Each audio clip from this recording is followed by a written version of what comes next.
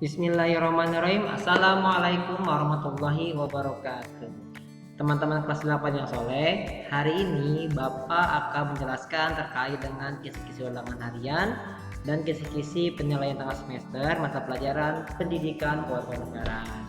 Baik teman-teman, kita mulai saja langsung. Yang pertama adalah mengenai bab arti kedudukan dan fungsi Pancasila. Nah, teman-teman harus mengetahui nih kapan diperingati hari lahirnya Pancasila, yaitu tanggal 1 Juni 1945. Ingat ya, tanggalnya 1 Juni 1945. Nah, yang kedua, kapan diperingati hari kesaktian Pancasila, yaitu setiap tanggal 1 Oktober. Nah, tetapi pertama kali diperingati tanggal 1 Oktober 1965. Nah, selanjutnya teman-teman, pemahaman konsep istilah Pancasila terdapat dalam buku Negara Kertagama karangan Empu Prapanca serta buku Sutasoma karangan Empu Tantular pada zaman Majapahit. Nah, Pancasila terdiri dari dua suku kata. Yang pertama yaitu Pancasila, artinya 5. Yang kedua sila, yang berarti sendi atau asas. Sehingga memiliki arti yaitu batu sendi yang 5 atau pelaksanaan kesusilaan yang 5. Nah, di bawahnya terdapat ada 5, apa saja? Pertama, dilarang melakukan kekerasan. Yang kedua, dilarang mencuri. Yang ketiga, dilarang berjiwa dengki. Yang keempat, dilarang berbohong. Dan kelima, dilarang mabuk atau meminum minuman keras. Nah, adapun Pancasila menurut Muhammad Yamin yang memiliki arti Pancasila berasal dari kata panca yang berarti 5 dan sila yang berarti sendi, asas, dasar, atau peraturan tingkah laku yang penting dan baik. Nah, di sini dituliskan teman-teman, Pancasila sejak tanggal 18 Agustus 1945 ditetapkan sebagai dasar negara sebagaimana tertuang dalam alinea keempat pembukaan Undang-Undang Dasar Negara Republik Indonesia tahun 1945. Nah, teman-teman perlu teman-teman ketahui Pancasila berfungsi sebagai dasar negara, yaitu menurut TAP MPR nomor 3 garis miring MPR garis miring 2000. Nah, di sini dijelaskan Pancasila digunakan sebagai dasar untuk mengatur penyelenggaraan ketatanegaraan negara yang meliputi pertama, bidang ideologi, politik, ekonomi, sosial budaya, dan pertahanan keamanan. Nah, teman-teman, sekarang teman-teman harus mengetahui nih fungsi dan peranan Pancasila. Fungsi pertama yaitu Pancasila sebagai jiwa bangsa Indonesia. Yang kedua, Pancasila sebagai kepribadian bangsa Indonesia. Yang ketiga, Pancasila sebagai sumber dari segala sumber hukum. Yang keempat, Pancasila sebagai perjanjian luhur. Yang kelima, Pancasila sebagai cita-cita dan tujuan bangsa Indonesia. Yang keenam, Pancasila sebagai satu-satunya asas dalam kehidupan berbangsa dan bernegara. Yang ketujuh, Pancasila sebagai moral pembangunan. Nah, teman-teman perlu ingat ya, tadi 7 fungsi dan peranan Pancasila yang sudah Bapak sebutkan. Oke teman-teman, di sini ada lambang burung Garuda. Lambang burung Garuda merupakan lambang negara Indonesia. Nah, di burung Garuda ini teman-teman harus mengetahui beberapa makna yang terdapat dalam burung Garuda. Yang pertama, yang perlu teman-teman lihat adalah yang pertama, Bapak jelaskan yaitu jumlah helai bulu yang terdapat di leher burung Garuda, yaitu berjumlah 45. Ingat, 45. Nah, sedangkan di sayapnya baik kiri dan kanan ini masing-masing terdapat 17 helai bulu. Nah, di bawahnya di sini di pangkal ekor. Ingat, pangkal ekor atau di teman-teman itu tulang ekor itu terdapat 19 helai bulu. Nah, sedangkan yang paling bawah ini bagian ekornya yaitu terdapat 8 helai bulu pada burung Garuda. Jadi jumlah sayap atau jumlah helai bulu yang terdapat pada burung Garuda ini menandakan yaitu tanggal 17 Agustus 1945 sebagai hari kemerdekaan Republik Indonesia. Nah, di samping itu teman-teman, silakan diperhatikan. Nah, di bagian tengah-tengah ini ya terdapat beberapa simbol. Simbol ini merupakan simbol yang terdapat pada Pancasila. Pak, lambangnya apa saja? Lambang pertama yaitu ketuhanan yang Maha Esa dilambangkan dengan simbol bintang.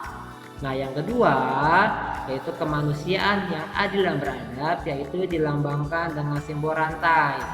Yang ketiga, persatuan Indonesia dilambangkan dengan pohon beringin. Yang keempat, yaitu kerakyatan yang dipimpin oleh hikmah kebijaksanaan dalam permusyawaratan dan perwakilan dilambangkan dengan lambang kepala banteng. Dan terakhir, keadilan sosial bagi seluruh rakyat Indonesia dilambangkan dengan lambang yaitu padi dan kapas. Nah, sekarang teman-teman harus mengetahui apa sih makna yang terdapat pada simbol-simbol sila. Baik teman-teman, sekarang kita masuk ke simbolnya, makna masing-masing. Simbol pertama, bintang. Bintang itu memiliki makna pertama. Bagian tengah, lihat bagian tengah ini terdapat simbol bintang yang melambangkan sila pertama, yaitu ketuhanan yang Maha Esa. Lambang bintang dimaksudkan sebagai sebuah cahaya seperti layaknya Tuhan yang menjadi cahaya kerohanian bagi setiap manusia. Nah, sedangkan latar belakang hitam ini menunjukkan bahwa Tuhan bukanlah sekedar rekaan manusia, tetapi sumber dari segalanya yang telah ada sebelum segala sesuatu di dunia ini ada. Itu makna dibalik simbol sila pertama. Nah, sekarang kita masuk ke makna simbol sila kedua yang dilambangkan dengan yang namanya rantai. Maknanya apa, Pak? Rantai terdiri atas mata rantai berbentuk segi empat dan lingkaran. Ingat teman-teman, bentuknya adalah segi empat dan lingkaran ya, yang saling berkaitan membentuk lingkaran. Mata rantai segi empat melambangkan laki-laki, sedangkan yang lingkaran melambangkan perempuan. Mata rantai yang saling terkait pun melambangkan bahwa setiap manusia, laki-laki dan perempuan, membutuhkan satu sama lain dan perlu bersatu sehingga menjadi kuat seperti sebuah rantai. Baik, lanjut ke simbol makna ketiga yaitu pohon beringin. Pohon beringin memiliki makna bahwa Pancasila merupakan tempat berteduh dan berlindung bagi seluruh rakyat Indonesia agar merasa aman dan nyaman meskipun terdapat banyak perbedaan antar suku bangsa. Sulur dan akar pada gambar pohon beringin tersebut adalah lambang dari keberagaman suku bangsa di Indonesia. Dengan kata lain, arti simbol Pancasila, sila ketiga adalah keanekaragaman suku bangsa di Indonesia yang bersatu dan berlindung di bawah Pancasila. Nah, simbol keempat yaitu simbol kepala banteng. Banteng dikenal sebagai makhluk yang berjiwa sosial dan suka berkumpul dengan sesamanya sehingga kelompok banteng menjadi semakin kuat dan dapat terhindar dari terkaman hewan pemangsa. Nah, simbol kepala banteng pada sila keempat Pancasila memiliki makna pula bahwa rakyat Indonesia merupakan makhluk sosial yang suka berkumpul dan bermusyawarah untuk bermufakat dan mengambil suatu keputusan. Dengan kata lain, segala keputusan yang diambil adalah hasil musyawarah dan mufakat bersama. Nah, sedangkan terakhir teman-teman bisa melihat yaitu simbol sila kelima yang dilambangkan yaitu gambar padi dan kapas. Pak, apa sih makna dari simbol tersebut? Simbol tersebut antara padi dan kapas pada sila kelima melambangkan kebutuhan dasar semua manusia untuk hidup, yaitu kebutuhan akan pangan dan sandang. Kebutuhan pangan dan sandang rakyat yang terpenuhi dengan baik merupakan syarat utama agar suatu negara dapat mencapai kemakmuran. Hal inilah yang menjadi cita-cita pada sila kelima. Nah, teman-teman, sekarang sudah tahu kan teman-teman makna di balik simbol Pancasila. Oke, kita masuk ke kisi-kisi berikutnya. Nah, Pancasila sebagai dasar negara, ya dasar atau fondasi negara itu terdiri dari 4. Apa saja? Pertama, cirinya. Kedua, cita-cita. Ketiga, acuan. Dan keempat itu tujuan. Ya, latar belakang Pancasila sebagai dasar negara tidak dapat dilepaskan dari sejarah perjuangan bangsa Indonesia dalam mencapai cita-cita kemerdekaan bangsa. Nah, teman-teman, di sini teman-teman perlu tahu dasar negara Indonesia. Ya, pertama dirumuskan dalam sidang BP, UPKI, dan PPKI. Yang kedua, termaktub dalam pembukaan Undang-Undang Negara Republik Indonesia tahun 1945 alinea keempat. Nah, yang ketiga, Pancasila disebut sebagai dasar falsafah negara atau filosofis ground leg dan ideologi negara. Dan terakhir, terkait dengan pengertian Pancasila sebagai dasar negara. Teman-teman berarti perlu ingat ya, ingat ada 4 dasar atau fondasi negara Indonesia berdasarkan dari yang saya sebutkan. Nah, sedangkan di sini sampingnya tanda panahnya perhatikan, Pancasila berfungsi sebagai dasar mengatur penyelenggaraan pemerintahan negara.